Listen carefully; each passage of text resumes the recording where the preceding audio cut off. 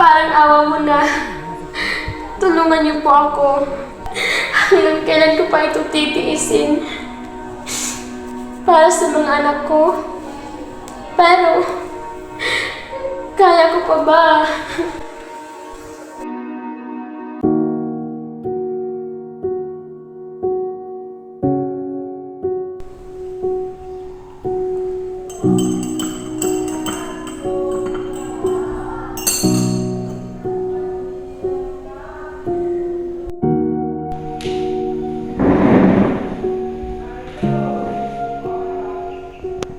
Magandang umaga po. Ano po ang sadya niyo rito? At maaari mo po bang ipakilala ang iyong sarili? Magandang umaga din po. Ako po si Aling Marites, 30 years old, may asawa at may dalawang anak po. Ako po si Ginoong Nela Cruz, isang counselor. At huwag po kayong mag-alala, ligtas po kayo rito. Anong maitutulong ko sa inyo at bakit may mga pasakayo? Hindi ko na po kaya. Palagi lang po ako sinasaktan ng asawa ko sa harap ng mga anak namin.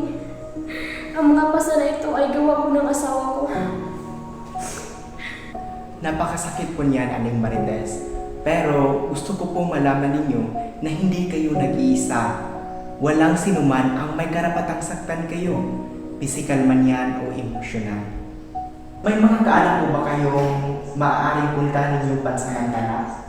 Sunugan siya po ang nanay ko. Pero ayaw ko madami ang mga anak ko.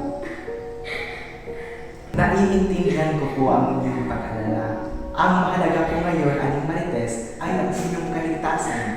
May mga ayensya at women's shelter po na pwedeng tumulong sa inyo. Maaari ko po kayong tulungan makipag-ugnayan sa kanila. Gusto ko na po lumaya para sa mga anak ko. Ayaw ko magtulad na lang ng mga mananakit. Napakatapang ninyong, Aling Marites. Iyan ang unang hakbang at tungo sa paghilom. Nandito kami para sumusuporta at tutulungan po namin kayo makabangon muli. Maraming salamat po, Aling Marites, sa pagpunta dito. Salamat po.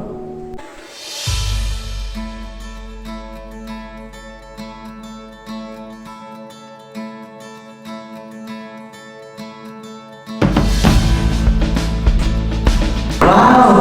Masaya akong makita ka ulit, Aling Marites. Kumusta na po kayo at parang magandang ninyo ngayon ha? Maraming salamat po sa tulong ninyo, Ginoong Nela Cruz.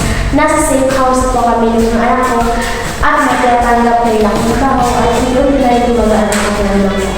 Wow! Napakaganda pong marinig yung Aling Marites. Isa po kayong buwan ng tapang at pagmamahal sa inyong sarili at sa mga anak ninyo. Maraming salamat po sa tulong ninyo, Ginoong Nela Cruz. Maraming salamat din po, Aling Marites. Akala ko noon, wala na akong takas. Pero, pagtutunan ko yung mama, hindi para gumunti, kundi para mabuhay. Para sa sarili ko at para sa mga anak ko. Ang karahasan sa tahanan ay hindi dapat kailanman talampasin.